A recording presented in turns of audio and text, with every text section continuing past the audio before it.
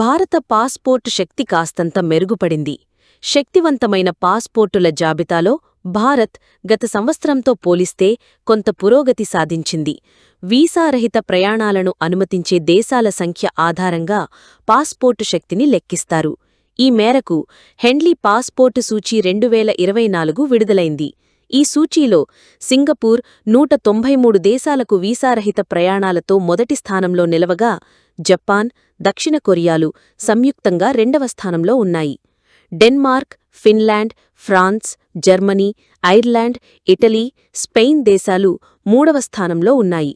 గతంలో 80వ స్థానంలో ఉన్న భారత్ ప్రస్తుతం 77వ స్థానానికి చేరుకుంది.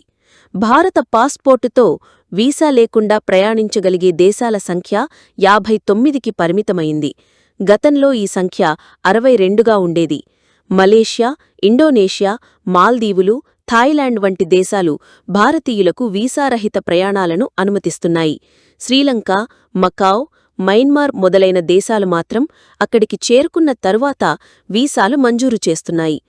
ఈ జాబితాలో ఆఫ్ఘనిస్తాన్ చివరి స్థానంలో ఉంది. ఆ దేశ పాస్పోర్టుతో కేవలం 25 దేశాలకు మాత్రమే వీసా లేకుండా ప్రయాణించే అవకాశముంది.